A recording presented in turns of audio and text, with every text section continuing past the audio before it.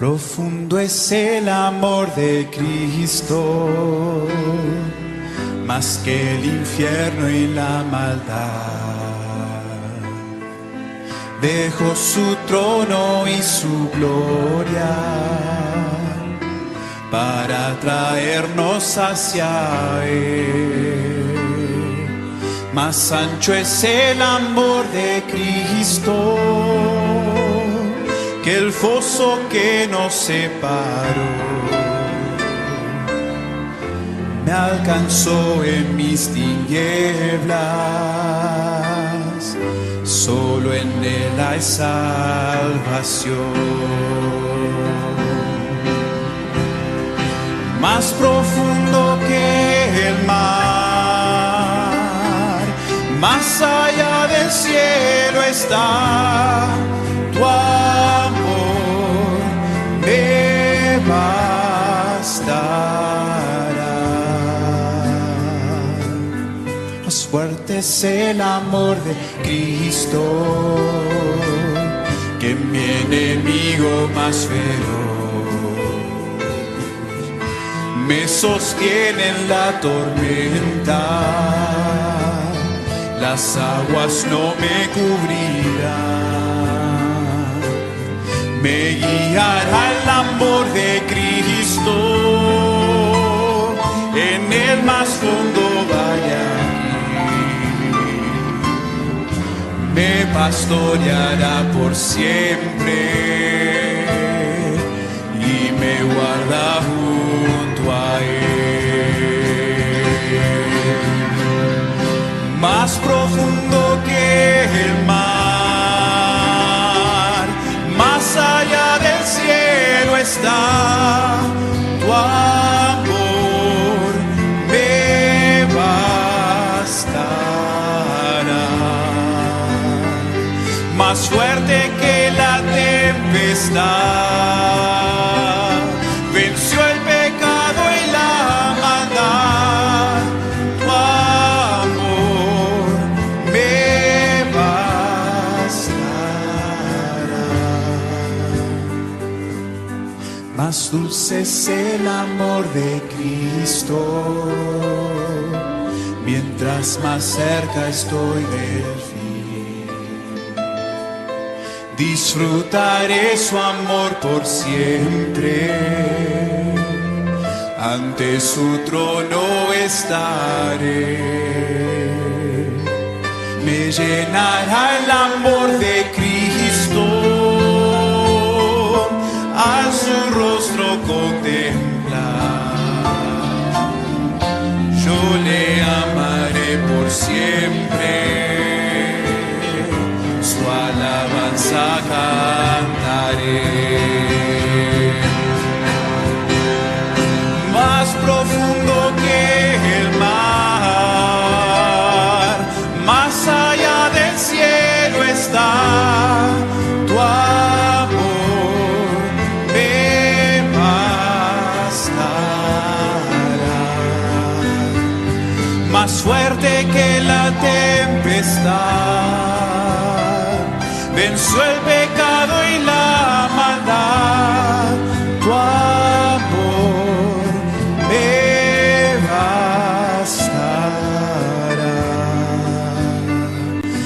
Más profundo que el mar, más allá del cielo está tu amor, me bastará.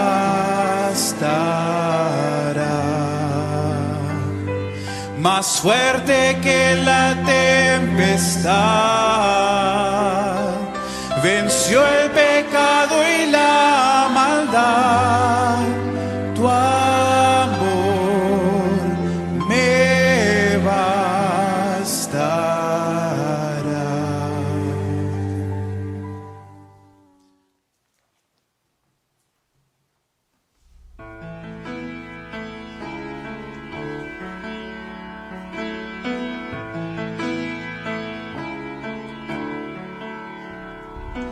Si mi fe ha de caer, Él me sostendrá. En la tentación yo sé, Él me sostendrá.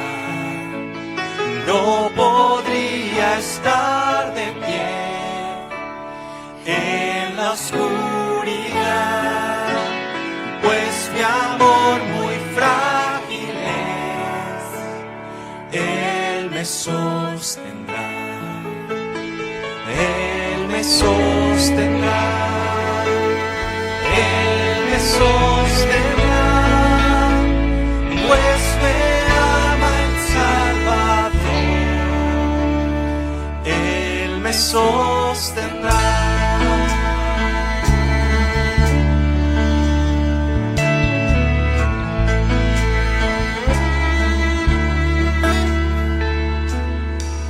Se goza en quien salvó, Él me sostendrá. Ante el precioso sol, Él me sostendrá. Sus promesas fieles son, mi alma guardará. Alto precio Él pagó,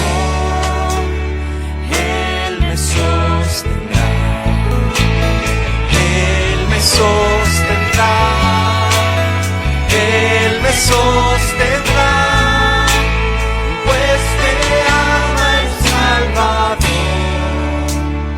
Él me sostendrá.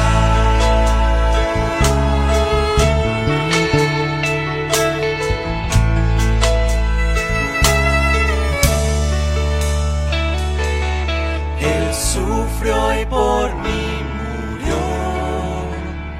Él me sostendrá, la justicia Él cumplió, Él me sostendrá, vida eterna tengo en Él me sostendrá, hasta que le pueda ver, Él regresará. Sostendrá, Él me sostendrá, pues me ama el Salvador.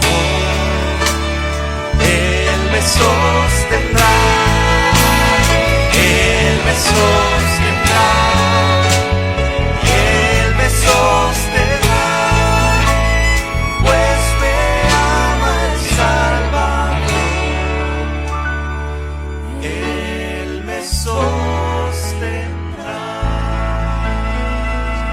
Pone claro que intentaron ir a Bitinia, pero el Espíritu, que dice, no se lo permitió. Sabemos que ya el Espíritu Santo estaba morando en los creyentes, como mora en cada uno de ustedes en esta noche. Si usted piensa por un momento, el Espíritu de Dios lo movió a usted a congregarse en esta noche, ¿no?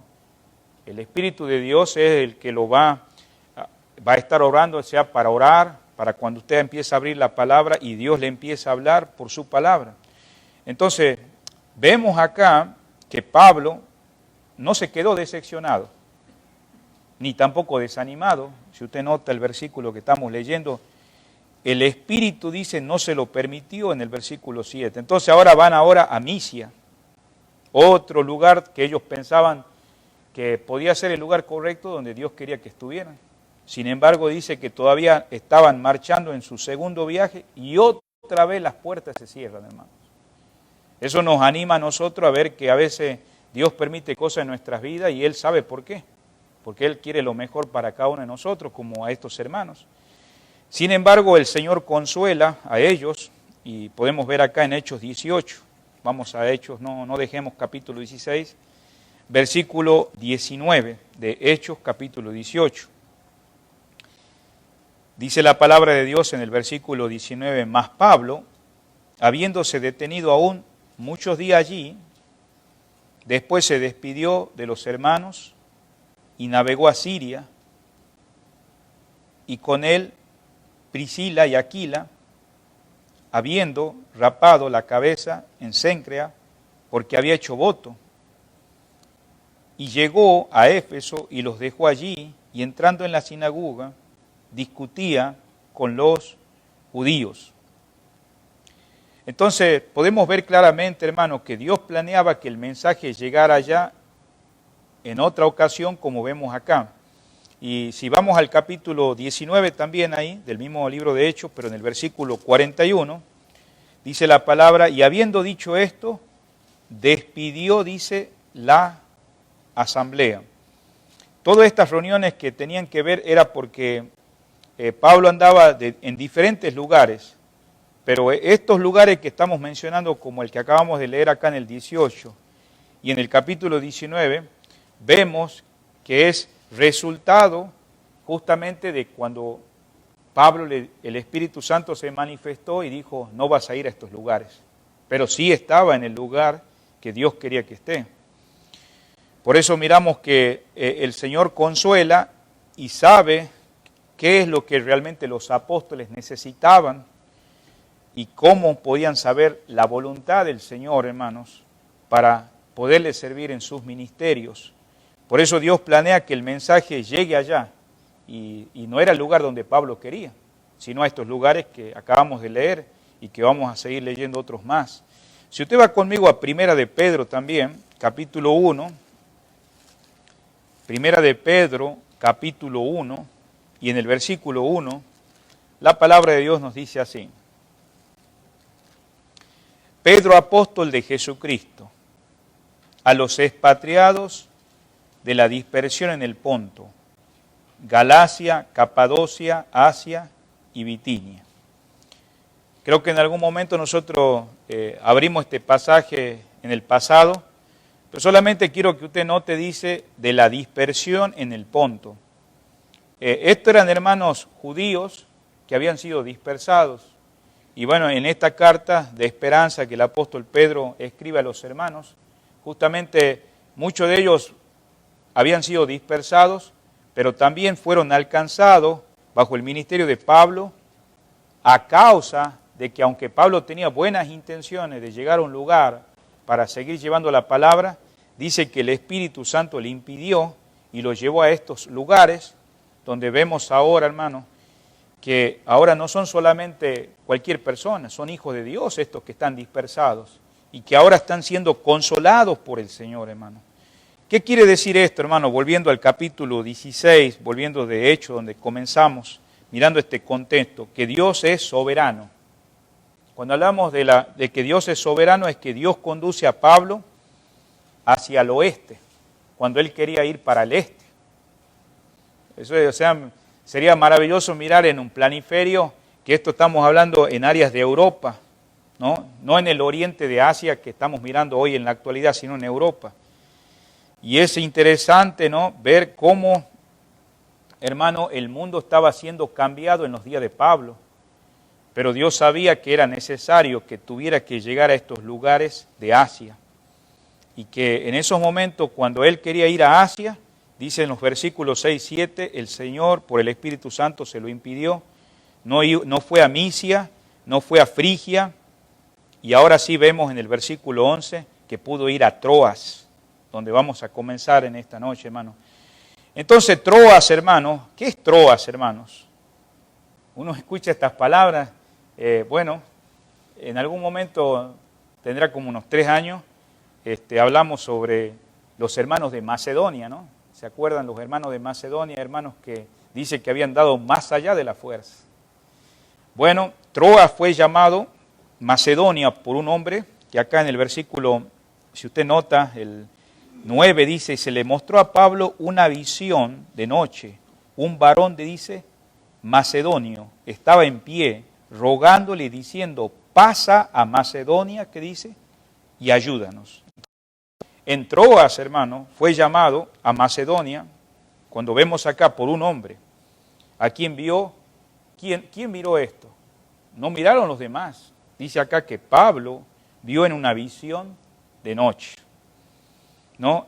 Y hubo un hermano, porque usted sabe que estas visiones que Pablo tenía no es las que hoy en día se habla, ¿no? Son visiones donde Dios fortalecía, consolaba, porque tenés que pensar por un momento, las intenciones de Pablo eran muy buenas. Y creo que todos nosotros acá tenemos buenas intenciones de servir al Señor. Tienen grandes deseos ustedes de servir al Señor. Yo tengo grandes deseos de servir al Señor. Pero esas visiones que Pablo tenía, le consolaba. Y decía a un hermano así llamado George MacDonald, nada fortalece tanto a un hombre como un pedido de ayuda. Y vemos que acá dice que este varón macedónico le dijo, pasa a Macedonia y ayúdanos, ¿no? Y vemos que Pablo respondió rápidamente. No altercó con el Señor, ¿no? No le dijo, Señor, pero yo tenía intención de ir a Frigia, ¿no? Quería ir a Misia. Pero el Señor sabe qué es lo mejor para Pablo, como para también, hermano, para nuestras vidas, hermano, aunque a veces en el momento no lo entendemos. Y miren lo que dice acá en Hechos 26, donde él da un testimonio. Creo que más adelante voy a compartir estos estudios acá en el libro de Hechos 26, porque me quedé impactado, hermano, el testimonio del hermano frente a todo ese gobierno del Imperio Romano. Dice la palabra de Dios en el versículo 19. La palabra de Dios dice, por lo cual, oh rey Agripa, dice, no fui rebelde a la visión celestial. Queridos hermanos, esta visión que Pablo tuvo es la fortaleza de Dios para que él pueda seguir en su voluntad para llegar a esos lugares donde Dios lo quería tener, porque ya había gente preparada para recibir el Evangelio. Eso nos anima a nosotros cuando queremos compartir la palabra de Dios a nuestros familiares. Es muy importante orar, hermano, en nuestros días. Porque realmente no es mi elocuencia, no es tu elocuencia, no es tu conocimiento, es que la palabra llegue en el momento exacto y que la tierra esté preparada de los corazones de aquellos que van a recibir. Y bueno, en este caso vemos que el lugar donde tenía que ir Pablo era estos lugares que vamos a ver en esta noche. O sea, note, volviendo de vuelta a Hechos 16, y en el versículo 10, dice, cuando vio la visión, enseguida procuramos partir, dice. Aquí observemos el pronombre, dice, hay una expresión acá, que nosotros si la notamos, cuando él vio, enseguida procuramos, dando por cierto, note la palabra, dando por cierto, que Dios nos llamaba. Ese pronombre ahí, nos, que usted nota ahí en el versículo ahí 10, el doctor Lucas está escribiendo acá el libro de Hechos. Él es el escritor, aunque sabemos que Dios es el autor. Pero él se unió también en esa visión con Pablo, porque acuérdense que Pablo no estaba solo. Aquí estaba también los demás compañeros y entre eso el que está escribiendo, que es Lucas. Y vamos a ver, digamos, que ese nos significa que es más de una persona. O sea, había una armonía entre los que, en este caso Pablo, porque acordémonos que cada uno de los que le acompañaban a Pablo también tenían voluntad, hermanos. Y podían haberle dicho a Pablo, mira, vos se te apareció la visión, anda vos, nosotros nos vamos a Misia y a Frigia. Sin embargo, vamos a ver acá, hermanos, acá en Hechos 16:10 hasta el 17, ¿no? Nosotros no lo vamos a ver hasta el 17, vamos a ver hasta el 15, pero entre el versículo 10 y el 17 le voy a dar un trabajito para esta semana. Hay 3 secciones que hace énfasis nosotros.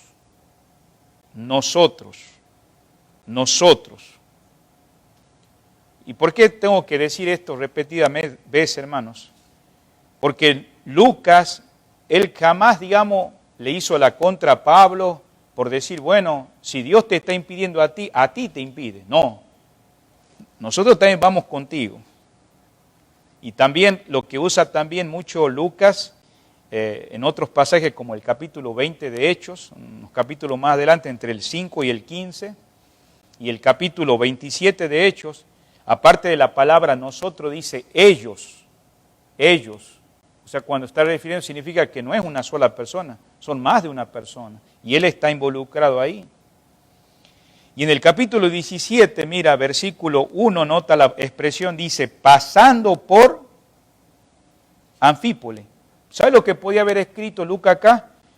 Pasó por Anfípolis. Quiere decir que iba solo Pablo. Entonces, queridos hermanos, qué importante estar en armonía, ¿no? Porque si Dios dice esto, está confirmado que el Señor quiere que hagamos su voluntad. No es la voluntad de Pablo, que a él se le ocurrió, no. Si Dios le ha confirmado, nosotros vamos en esa voluntad agradable y perfecta, hermanos. Entonces, todo esto sugiere, hermano, que podíamos decir, bueno, Lucas se queda, pero seguramente, hermano, esta carta no iba a ser igual como la estamos leyendo en esta noche. Por eso, hermano, es importante ver esta palabra nosotros. Mire conmigo al capítulo 20 del mismo libro de Hechos, versículo 5. Otra vez está escribiendo Lucas acá, dice, estos, habiéndose adelantado, nos esperaron, ¿qué dice? En Troas. En Troas. Es el lugar donde nosotros en esta noche estamos viendo que van a suceder cosas grandes, hermanos. Y en estos lugares que también Lucas estuvo con Pablo, hermanos. Entonces quiere decir que él estaba conectado con este viaje con Pablo a Macedonia. Volvamos de vuelta a Hechos 16:11, hermano. Todo este contexto es para entender la situación que estaban pasando. Entonces ahora vemos, dice zarpando. Zarpando, versículo 11, estamos ahora de Hechos 16. Pues de Troas vinimos. Esa palabra literalmente, hermano, quiere decir que ellos fueron diciendo así, nosotros salimos corriendo cuando estábamos seguros que Dios nos había confirmado todo eso. Qué impresionante cuando alguien sabe que está en el centro de la voluntad del Señor. Y note también, hermano, en el mismo versículo, dice la palabra, vinimos con rumbo que dice directo. Esa palabra rumbo directo significa vamos por un camino derecho. No es un camino torcido, es seguro. Y vamos corriendo con el viento.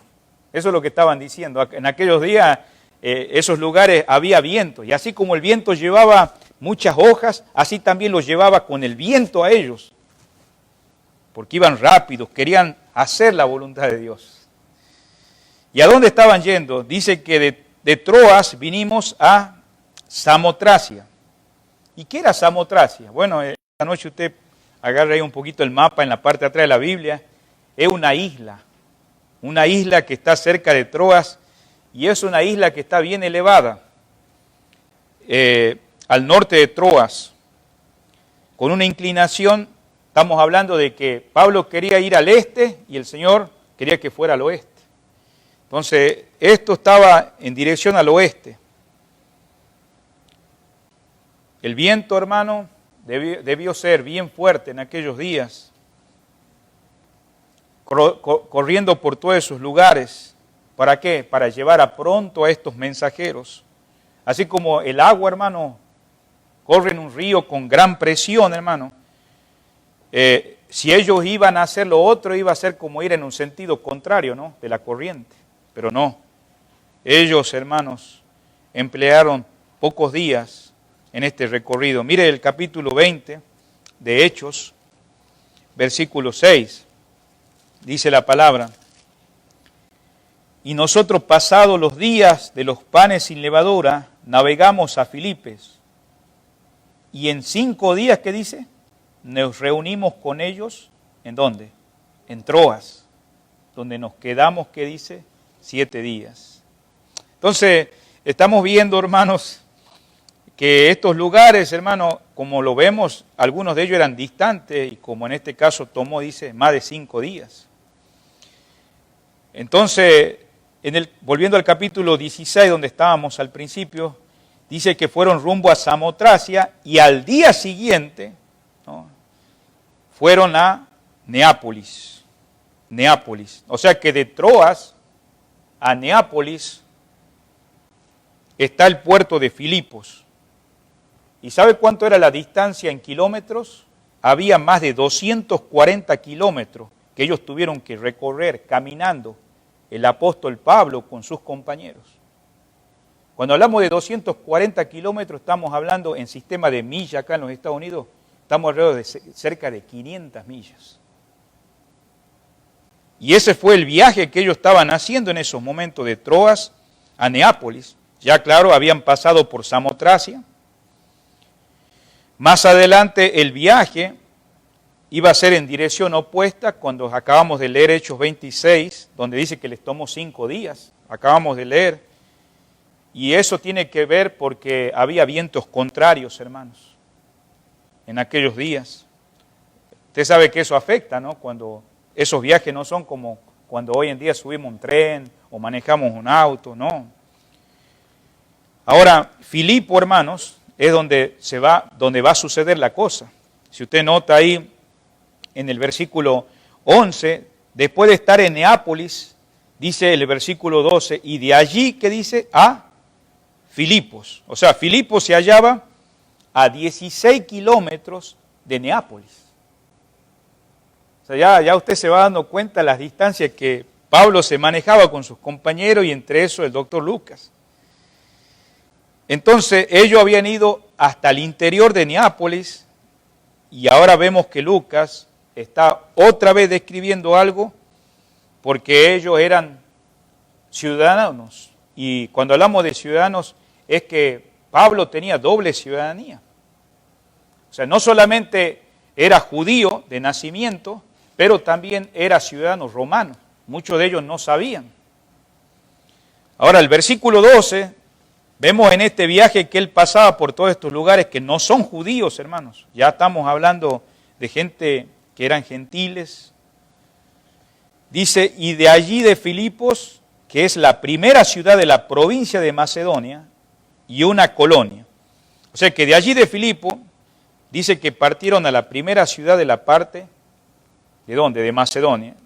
Entonces, ¿cuál era la primera ciudad que ellos iban a llegar desde Neápolis? Bueno, vemos que era una ciudad principal ahí en Macedonia. Y note la palabra que menciona acá Lucas, dice, y una colonia. Una colonia. Si yo tuviera que decir colonia, como yo he aprendido hoy en día, podríamos pensar colonia es el barrio, ¿no? Pero colonia es decir que gozaba, los que tenían privilegios con ciudadanía romana, dice que eran personas que iban a esos lugares, eran especiales. Y entonces tenían derechos de ir a apelar o de ir ante el emperador, en esos lugares que le llamaban colonias. Por eso acá en el versículo lo dice en 2 ocasiones, lo vamos a ver después en otro versículo, pero en el versículo 12 dice que él pasó en la primera ciudad de Macedonia y una colonia, y estuvimos en aquella ciudad algunos días. Acordémonos, hermanos, que ellos fueron encomendados por la iglesia de Antioquía, ¿no? Y entonces Antioquía de Pisidia. Hay 2 Antioquías en la Biblia. Pero estamos en de Pisidia y también Troas era también otra de esas colonias. Y vemos acá que acá donde va a suceder la conversión del carcelero de Filipo, pero no vamos a llegar ahí. Vamos a ver la primera persona que Dios prepara su corazón, ya que el Señor quería que fuera Pablo a estos lugares. Ahora, el emperador, que en aquellos días dominaba Roma, organizaba colonias. ¿Y para qué los organizaba? Eran ordenados para los ciudadanos romanos. Qué privilegio que tenían. Estaban muy bien organizados estos romanos. Especialmente para militares que se jubilaban.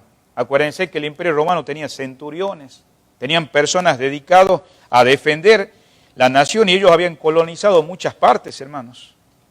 Pero también, digamos, este terreno también vivían extranjeros y se esperaba que los ciudadanos que fuesen leales a Roma, como en este caso Pablo, y obedecieran a las leyes romanas y honraran al emperador romano. ¿Quién era el emperador romano? Augusto César en aquellos días.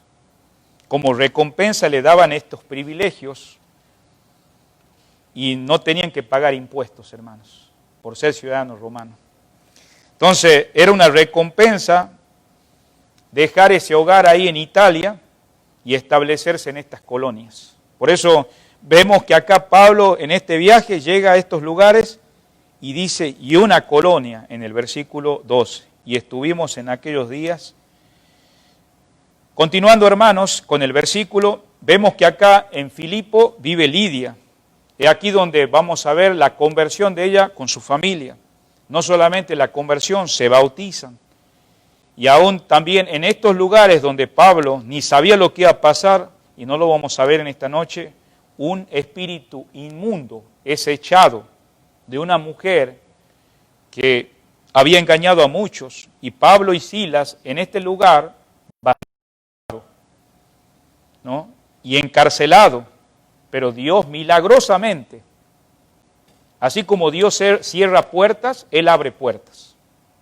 ¿Sabe quién abrió el corazón de Lidia? Fue Dios.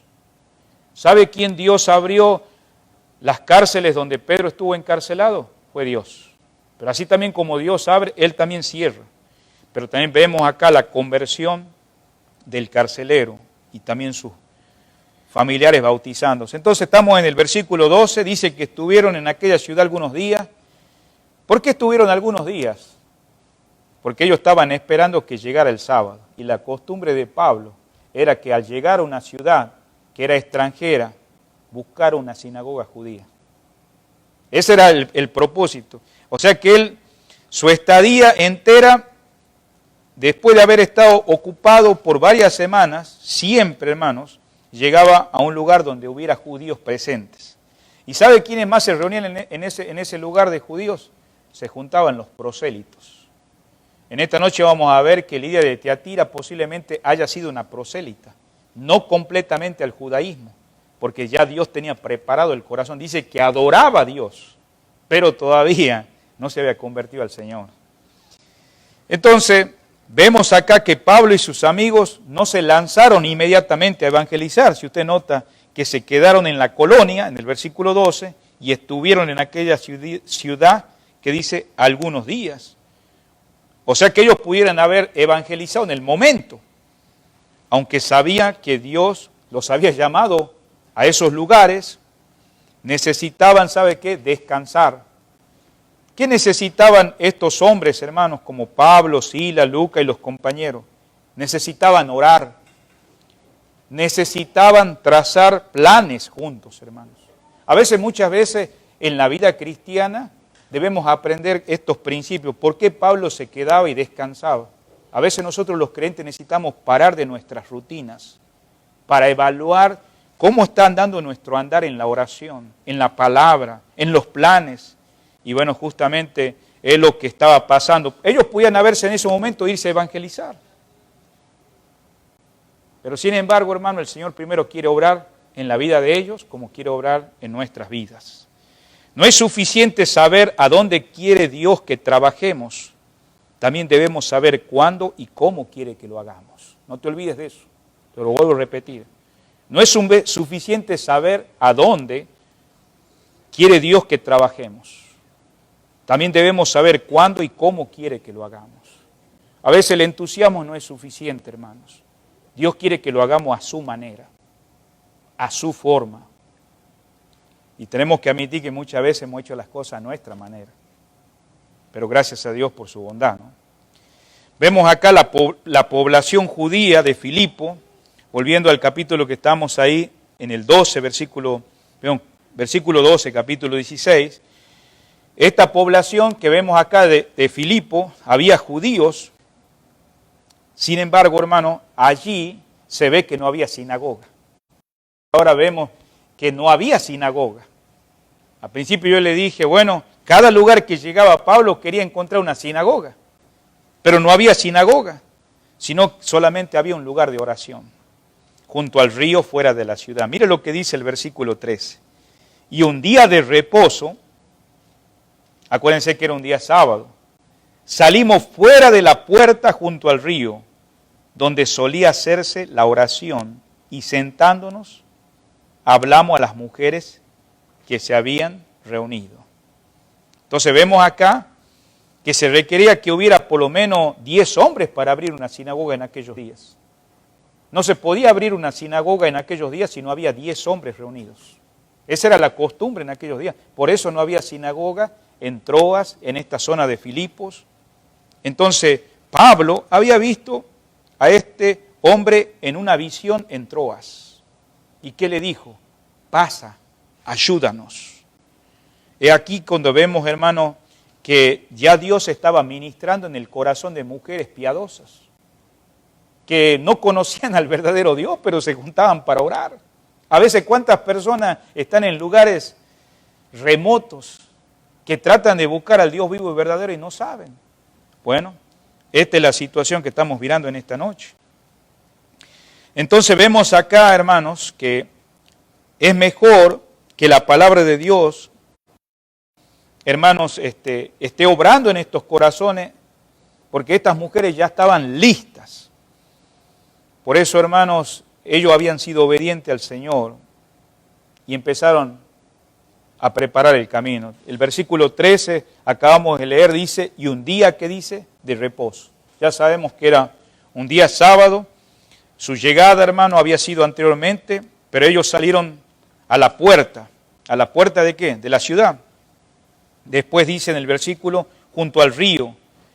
Este lugar, hermano, era un lugar pequeño donde corría aguas y ahí daban el nombre. Y ahí donde, en ese lugar, las mujeres estas se reunían a orar. Dice donde solía ser, que dice, la oración. Quiere decir que ya era una costumbre.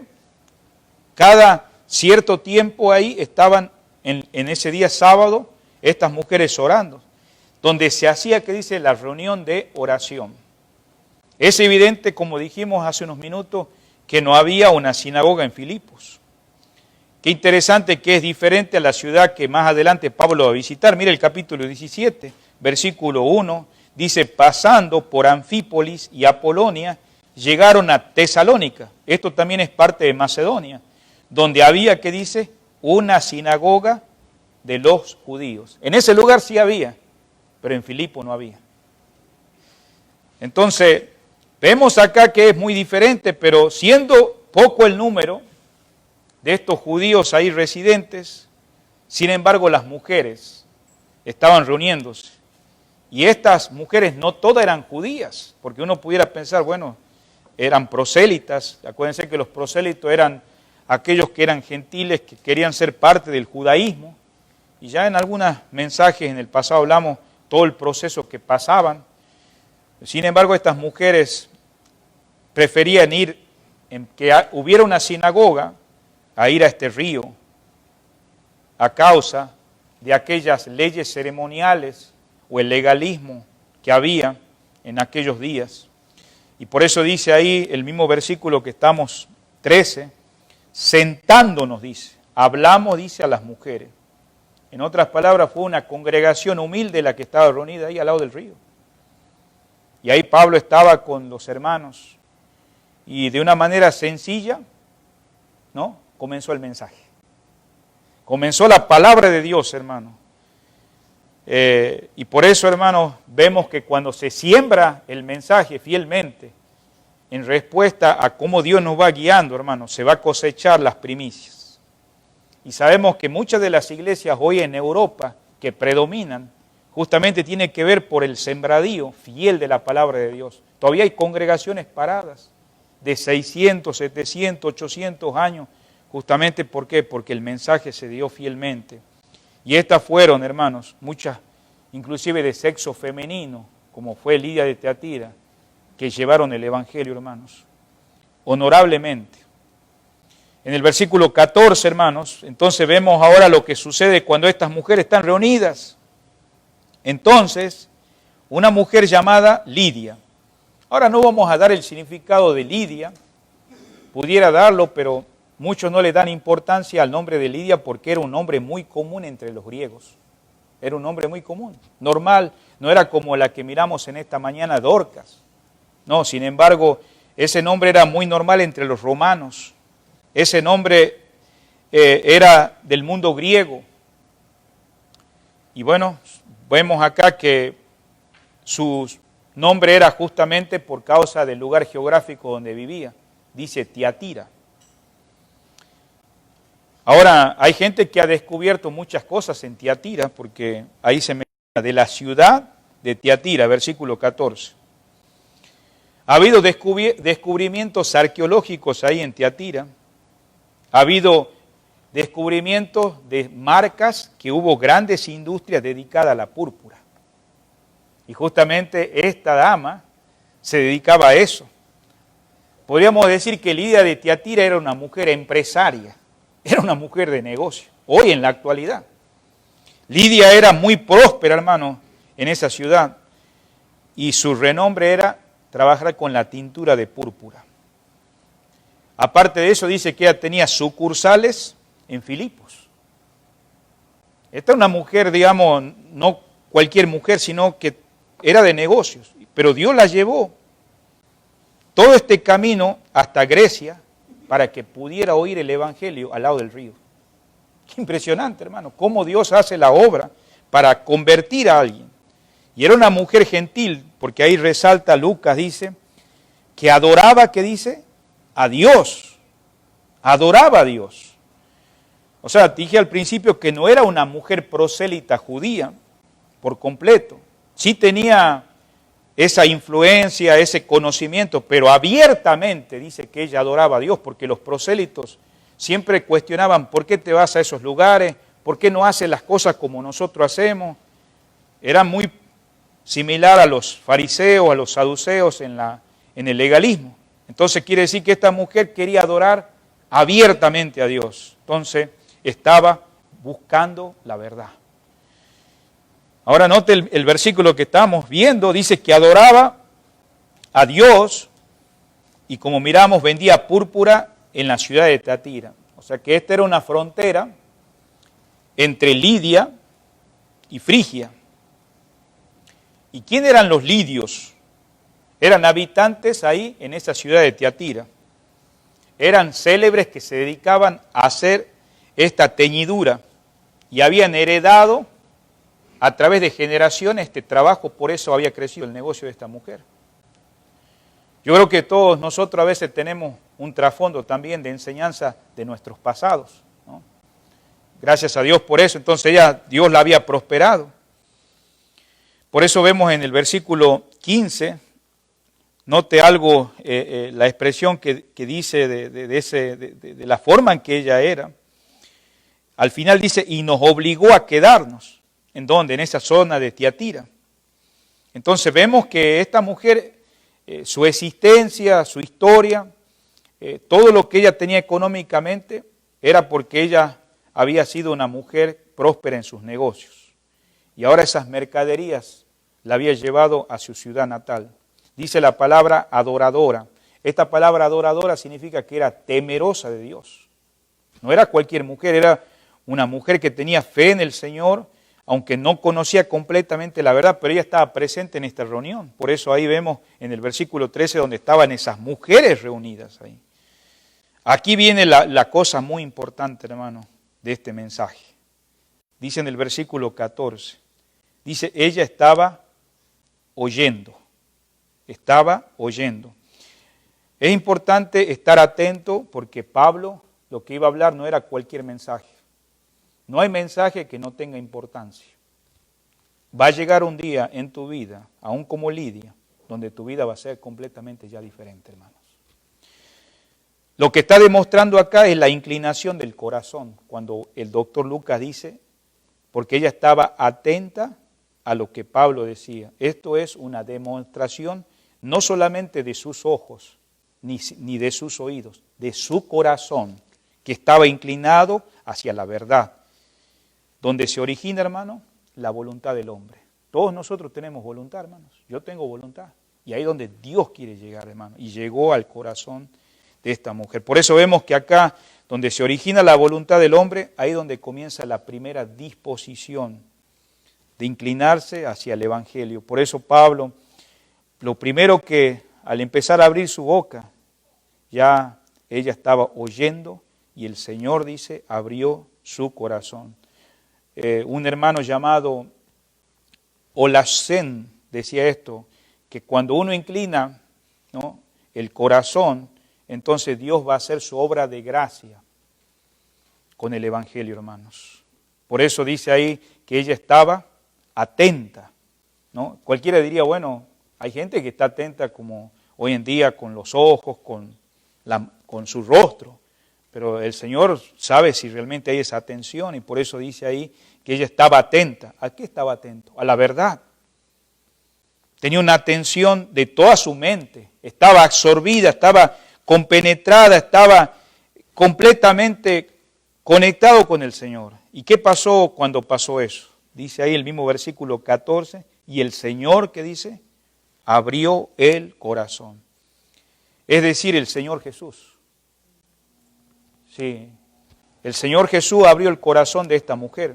Mire conmigo a Lucas 24. ¿Se acuerdan que hace unos meses atrás, creo que fue antes de que comenzara esta pandemia, habíamos abierto Lucas 24, de unos hombres que habían estado tristes porque ellos esperaban que Jesucristo hubiera resucitado, pero Él estaba entre medio de ellos y no se daban cuenta.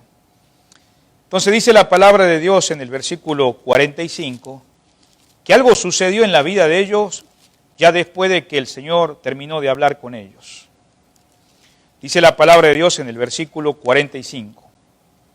Entonces les abrió el entendimiento para que comprendiesen, ¿qué dice? Las Escrituras. No hay cosa más maravillosa cuando el Señor abre el corazón, como pasó en Lidia, lo puede hacer en tu vida, en mi vida, cada momento, hermanos. En Mateo capítulo 11, versículo 27, otra vez podemos ver que el Señor abre el corazón. No tiene nada que ver con la persona en sí.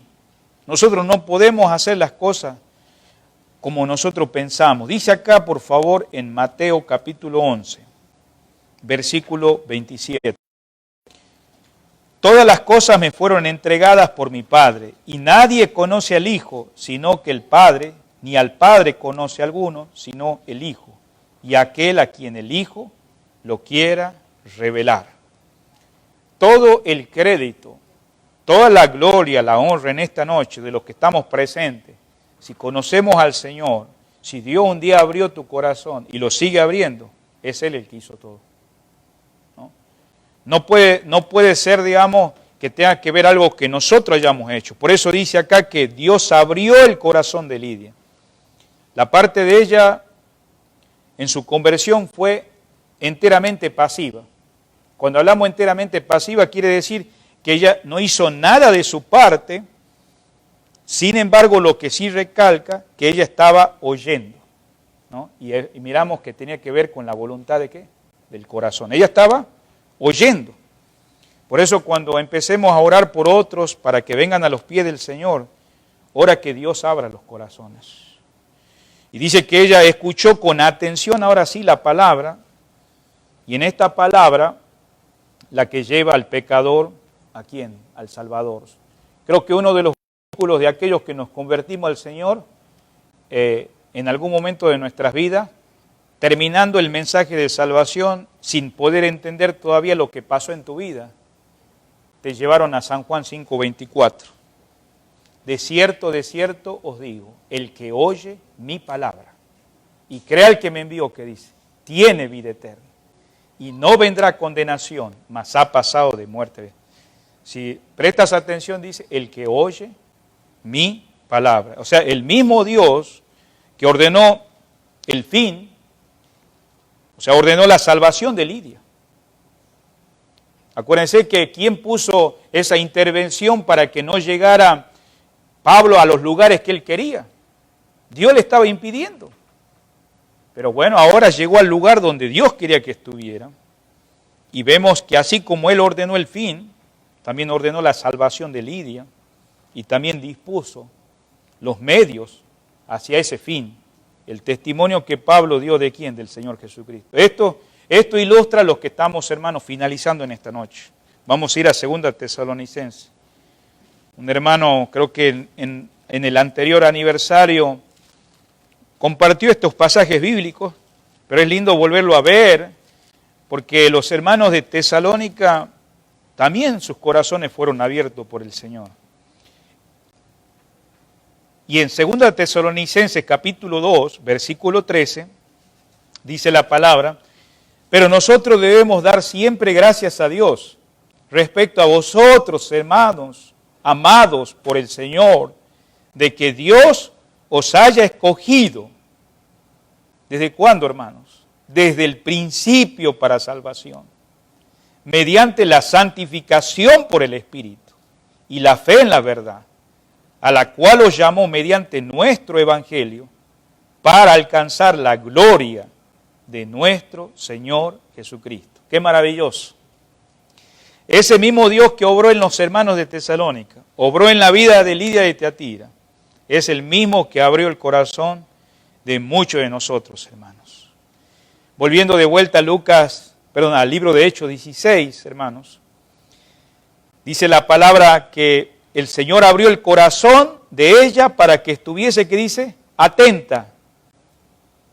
Vemos la atención que había, tocó la voluntad, Pablo le habló de la palabra. Miramos ahí en este versículo, es la conversión personal que pasa en esta mujer. ¿Se da cuenta que no hubo un mensaje de predicación como Pablo acostumbraba en la sinagoga? Solamente fue un mensaje que dio a esas mujeres. Pero Dios obró, Dios le abrió el corazón a esa verdad.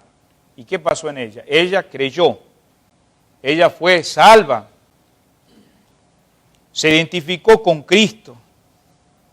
Mire, es importante ver que Pablo no tiene que hacer nada para que esta mujer tenga que reaccionar. Ahora entramos al siguiente versículo, pero él no le insiste aún ni en bautizarse. Porque ahora el resultado de lo que pasó en su corazón de creer, ahora se manifiesta en ¿qué? En bautizarse, y también le da hospedaje en la casa, ¿no? Se da cuenta que no pasó años, sino que en esos momentos, ya que estaban de paso estos hermanos, ella les dijo, bueno, hospédense en mi casa. ¡Qué testimonio de hospitalidad! Y no solamente eso, toda su familia se convirtió de esta mujer. Fue una buena oportunidad para que Pablo y sus compañeros ahora no solamente al estar convertida le pueda enseñar la palabra de Dios. ¿Usted sabe qué maravilloso es enseñar a la gente que está convertida a Dios? Es como niños que están absorbiendo la verdad de Dios. De tal manera que esa palabra hace efecto y lo sigues cambiando. Y por eso se pudo establecer una iglesia acá en Filipo. Algo que no había cuando llegaron. Volvamos al versículo donde estamos, 15. Y cuando fue bautizada y su familia, esto que aconteció no tomó mucho tiempo, no tomó mucha demora. Vemos acá la mención del bautismo aquí por primera vez en conexión con Pablo. Anteriormente Pablo se había bautizado, él, claro, cuando se convirtió, pero estamos hablando que son los primeros bautismos que están haciendo. Y se practicó bien porque ya Lidia era una hija de Dios convertida. Vemos acá estos primeros bautismos ¿en dónde? En Europa. Porque sabemos que esta Asia, como dijimos al principio, no tiene nada que ver con Corea, no tiene nada que ver con toda esa área de China, no. Estamos hablando de aquellos días.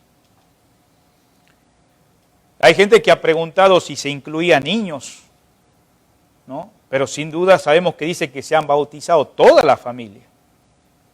Claro que hay niños que han llegado a comprender el Evangelio.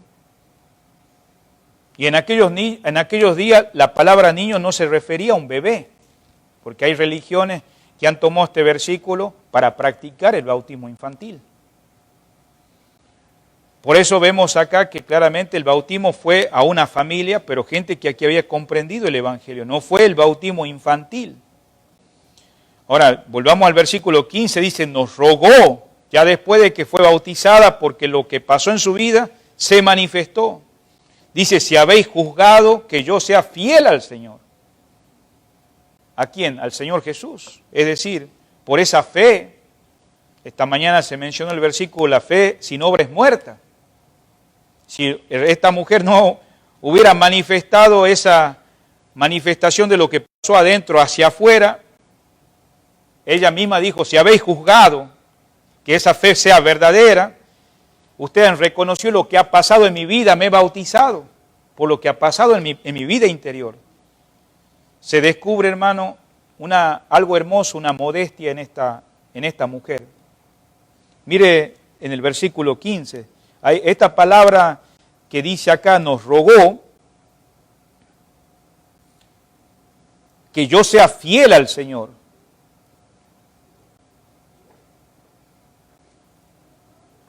Entrá, dice, en mi casa.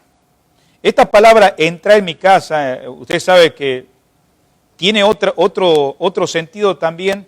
Quiere decir como que ella fue constreñida por Dios para decirle a estos discípulos, hermanos, no se vayan. Ustedes no hablaron del Señor. Ahora con toda mi familia nos hemos convertido. Quédense, enséñenos la palabra de Dios. Y esta palabra, hermano, tiene que ver, hermano, con el deseo de querer crecer esta mujer con toda su familia. ¿Y sabe qué? Los discípulos no pensaron dos veces. ¿Qué dice acá? Accedieron, porque ella dice, nos obligó, ¿qué dice? A quedarnos. ¿Y a dónde entraron, hermanos? A la casa de esa mujer. Ahora, esta mujer, hermano, en el crecimiento espiritual que tuvo, estoy terminando, en el versículo 40 vuelve a aparecer. O sea que entre el versículo 15 al versículo 40 vuelve a aparecer, porque después ahora Pablo es encarcelado por causa de esa mujer que sale un demonio. No vamos a hablar en esta noche sobre eso. Pero sí quiero ver en el versículo 40, hermano, para que ustedes vean que después, en ese lapso de separación, esta mujer sigue creciendo espiritualmente.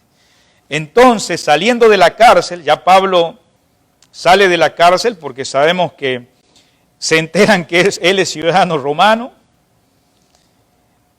Dios, hermano, abre la cárcel, se convierte el carcelero de Filipo y toda su familia, se bautizan. Dios hace una maravilla en esa cárcel. Entonces ahora en el versículo 39, viniéndoles, rogaron, sacándoles, le pidieron que salieran de la ciudad. Pero Pablo, hermano, no se olvidó que había una discípula del Señor ahí con su familia, que se había convertido. Dice, entonces salieron de la cárcel, entraron en la casa de Lidia, y habiendo visto a los hermanos, los consolaron. Y se fueron.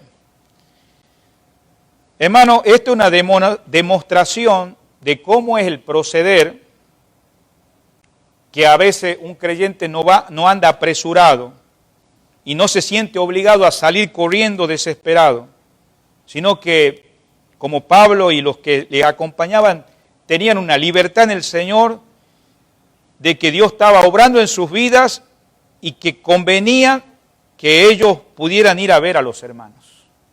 O sea, él podía decir, bueno, ya me quieren que me vaya de esta ciudad. No, acá hay hermanos.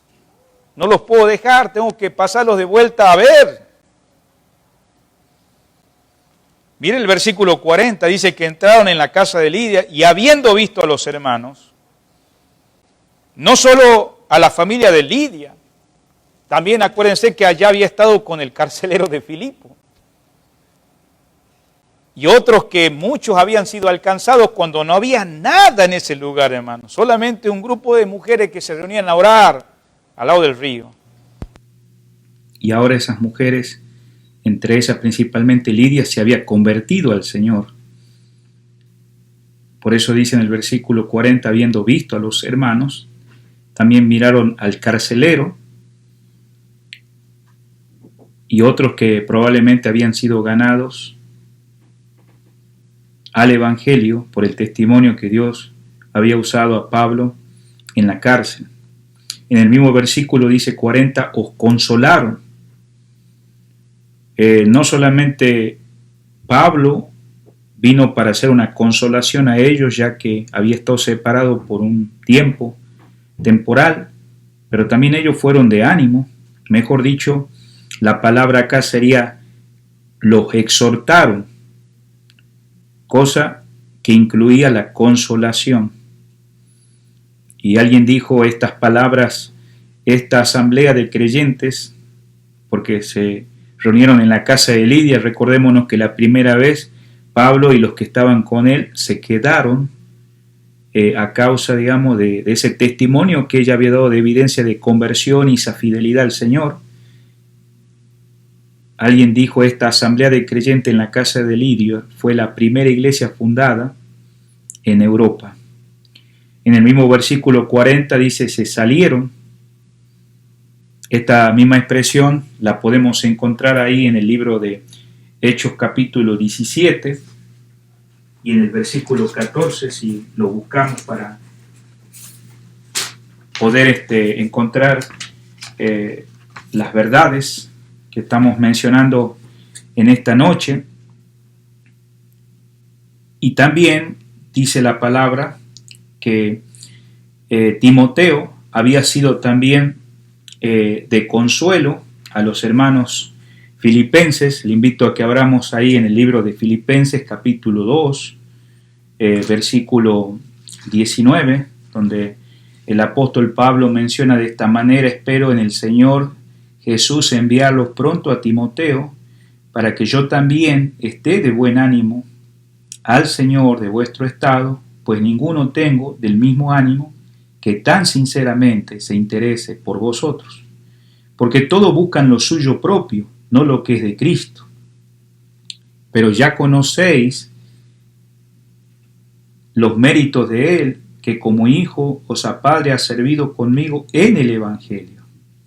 Así que a este espero enviar luego, que yo vea cómo van mis asuntos, y confío en el Señor que yo también iré pronto a vosotros. Entonces, esta experiencia que había tenido con los hermanos de Filipo, en otra ocasión, vemos esa solicitud, el pensamiento que aún Pablo tenía, dice, sirviendo con él en el Evangelio como a hijo a padre.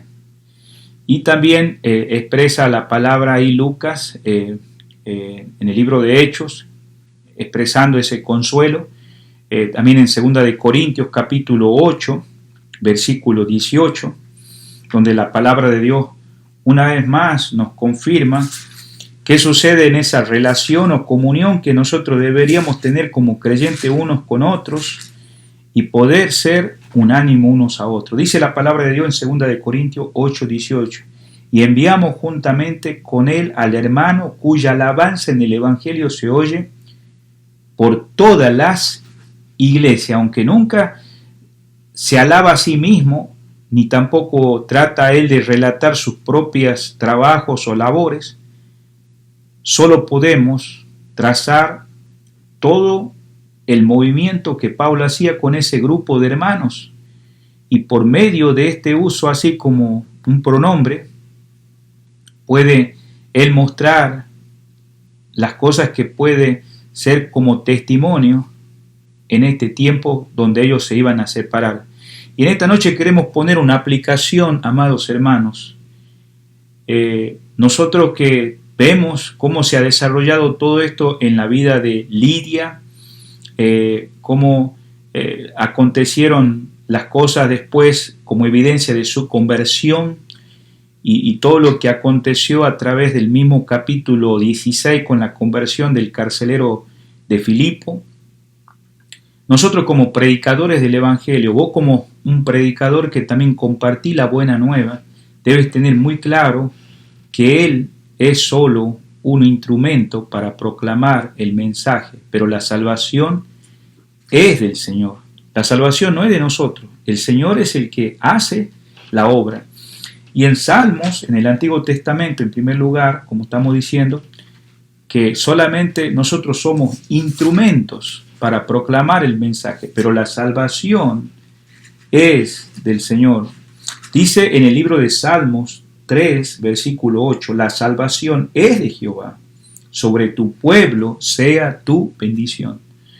En segundo lugar, la conversión auténtica es la que se produce bajo el influjo de la gracia, bajo ese poder del Espíritu Santo, y cualquier otra cosa es una obra humana que nos conduce a ningún resultado que nos pueda salvar, ni tampoco va a poder perdurar por tiempo.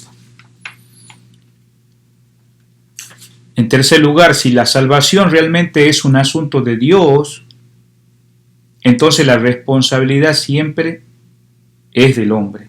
Y no debemos olvidar que Dios es el que nos ilumina, pero también somos responsables. ¿Qué vamos a hacer con el mensaje que Dios nos da? Y dice acá en San Juan 3, versículo 36, el que cree en el Hijo tiene vida eterna, pero el que rehúsa creer en el Hijo no verá la vida, sino que la ira de Dios está sobre él. O sea, el pecador se salva, en cuarto lugar, pero se condena por su propia voluntad. Dios no ha determinado que algunos se condenen eternamente por decreto divino. ¿Y por qué hablamos eso? Porque como Dios sabe el pasado, el presente y el futuro, sin embargo también tiene responsabilidad el ser humano. ¿Qué va a hacer con esa gracia salvífica de Dios?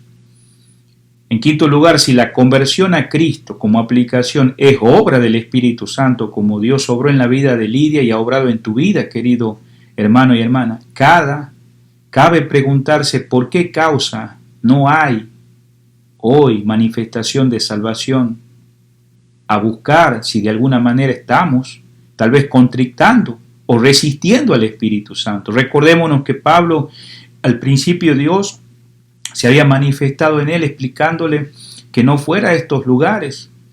Sin embargo, él no fue rebelde a la visión celestial. También podemos ver en sexto lugar que se aprecia también la enseñanza de que el demonio miente en relación con la verdad del Evangelio. Se recuerda que en este pasaje, yo le animo a leer todo el capítulo, dice, una mujer va detrás de Pablo y de Silas, y Satanás está dispuesto a admitir que el Evangelio sea el camino de salvación, pero nunca el único camino de salvación. En otras palabras, muchas personas dicen, bueno, muchos caminos llevan a Dios. No, Jesucristo es el único camino. Entonces, por consiguiente, debemos presentar mucha atención al Evangelio, porque hay un Evangelio con el cual está confundiendo a las personas y no está llevando a la salvación, que justamente estamos hablando de proclamar a Dios. Se puede llegar, como dijimos, por muchos caminos, que todo que cumpla de alguna manera como una religión. Recordémonos que la única fuente de salvación y el único camino al cielo es Jesucristo. En Hechos capítulo 4, versículo 12, Pedro le tuvo que decir, en ningún otro hay salvación, ¿no? No hay otro nombre dado debajo del cielo en que podamos ser salvos. Y el mismo Pablo, mirando que se iba a quitar la vida este hombre desesperado, afligido, el carcelero de Filipo, él le tuvo que decir, cree en el Señor Jesucristo y serás salvo tú y tu casa. En 1 de Timoteo capítulo 2, versículo 5, así como mencionamos hecho, no hay otro fundamento que el que está puesto. Y es Jesucristo la única salvación. El Evangelio tiene que ser un mensaje claro, de parte tuya, de parte mía, de parte de nosotros, y sencillo para que cualquier persona que esté en una condición de perdición pueda comprender bien en la primera vez o ocasión que pueda escuchar. Otro aspecto también que debemos destacar es que el creyente puede ejercer la autoridad de Cristo sobre Satanás. Ahora, nuestra identificación con Cristo nos confiere esa posibilidad, y cuando hablo de eso es porque no nos olvidemos que no estamos para hacerle frente a Satanás como hoy en día las religiones lo están haciendo. Acá en Colosenses capítulo 2, versículo 20 dice la palabra de Dios. Colosenses capítulo 2, versículo 20. Pues si habéis muerto con Cristo en cuanto a los rudimentos del mundo, ¿por qué? Como si vivieses en el mundo, os sometéis a preceptos. No significa esto que el cristiano deba guerrear contra los demonios o ir en busca de ellos para derrotarlos. Pero la Biblia enseña que todos ellos han sido derrotados, no por ti ni por mí, pero por Cristo Jesús. Ahí en el mismo libro de Colosenses 2.15 dice, despojándolo a los principados y a las potestades los exhibió públicamente, triunfando sobre ellos en la cruz. O sea, la única manera de actuar contra el diablo es resistirlo. El Señor usa a Santiago en capítulo 4, versículo 7, dice claramente que debemos someternos a Dios, resistir al diablo y Él huirá de vosotros. Esto es manteniéndonos firmemente en el terreno de la victoria en donde hemos sido colocados. La victoria de Cristo y se hace nuestra por la fe. No deje de confiar en Él. La autoridad sobre Satanás no es del creyente, sino de Cristo en el creyente. El cristiano debe ser una persona gozosa. Y recordémonos que estos discípulos pasaron grandes pruebas, tribulaciones al pasar por la cárcel. Sin embargo, fueron a ver a los hermanos. Y es cierto también que el creyente puede estar triste. Ustedes mismos han pasado tribulaciones, aquellos que están escuchando en esta noche, pruebas. Pero el corazón que tiene a Cristo puede sentir tristeza porque Cristo mismo estuvo triste. En Mateo 26, 38, Él estaba orando en el huerto y ahí vemos claramente que había una gran tristeza. Sin embargo, dijo, no se haga mi voluntad sino la tuya. O sea, afirma lo contrario, es oponerse a la verdad bíblica. El creyente debe estar gozoso, aún en medio de la prueba. No estamos diciendo que no podamos enfrentar pruebas y tristezas, porque el gozo es una actividad del Espíritu Santo en el corazón del cristiano, produciendo uno de los aspectos de su fruto. Gálatas 5:22 dice, el fruto del Espíritu es amor, gozo, paz, paciencia, bondad, mansedumbre, templanza. Entonces la palabra exhorta a estar siempre gozoso en Cristo. Filipenses capítulo 4, ahí si usted tiene su Biblia abierta, dice la palabra de Dios, versículo 4, regocijaos en el Señor. Otra vez digo, regocijaos. El mismo modo de que el creyente no debe perder gozo, tampoco debe perder la paz, aún en medio de las mayores adversidades. Pues como en el anterior es también el fruto del Espíritu, un cristiano triste o amargado es indicativo claro de su bajo nivel espiritual y de la falta de sujeción al control del Espíritu Santo. Entonces la advertencia bíblica es que nos quiere conducir a que no caigamos en raíces de amargura que brotan de un corazón que no ha eliminado eso, sino que ha dado lugar. Y acuérdense que los hermanos hebreos habían pasado grandes pruebas, estaban sin templo, y muchas de esas cosas ellos estaban enfrentando, y el escritor, ahí en el capítulo 12 de Hebreo, versículo 15, dice la palabra de Dios, mirad bien, le dice a los hermanos, no sea que alguno deje de alcanzar la gracia de Dios, que brotando alguna raíz de amargura os estorbe, y por ello sean contaminados. Entonces, ahí vemos claramente que de la misma manera que se advierte al pueblo de Dios en la antigüedad, no sea que haya en medio de vosotros raíz que produzca hiel y ajenco, ahí lo puede leer en Deuteronomio 29, 18. La amargura fructifica en el corazón del creyente, donde empieza a brotar, y esa contaminación comienza amargando al creyente, en el que ha dado lugar a que eso crezca, pero queda el problema en él solo, sino que como planta venenosa empieza a extender y a contaminar a otros. La santidad no se contagia, pero el pecado sí, y la pérdida del gozo que se transforma en experiencia de amargura es un resultado de dejar a un lado la gracia, es decir, la vida de dependencia bajo el control del Espíritu Santo. Entonces, una raíz de amargura que brota es evidencia clara de la falta de acción del Espíritu Santo en la vida del cristiano.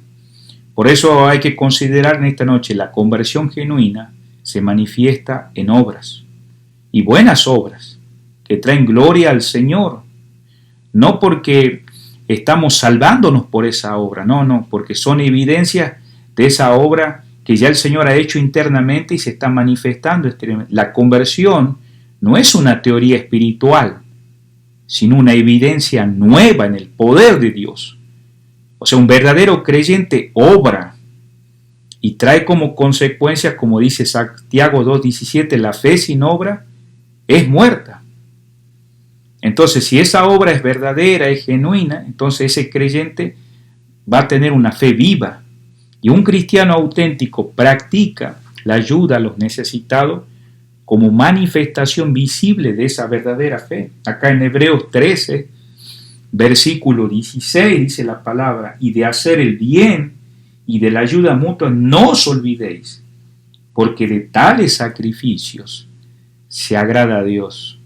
En el caso de Pablo y de Silas, y aún del carcelero de Filipo, vemos que esa conversión se manifestó. Él mismo había azotado a Pablo, lo había maltratado, pero después de su conversión, el mismo carcelero lavó las heridas.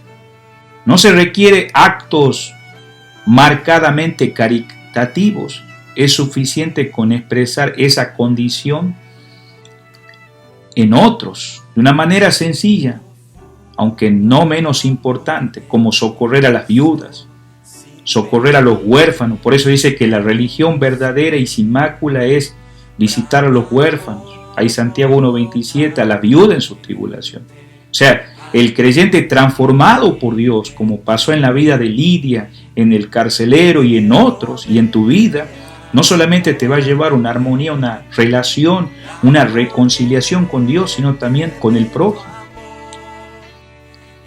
En Hebreos 13:3 dice la palabra, acordaos del opreso, como si estuvieras preso, juntamente con ellos, y de los maltratados, como que también vosotros mismos estáis en el cuerpo.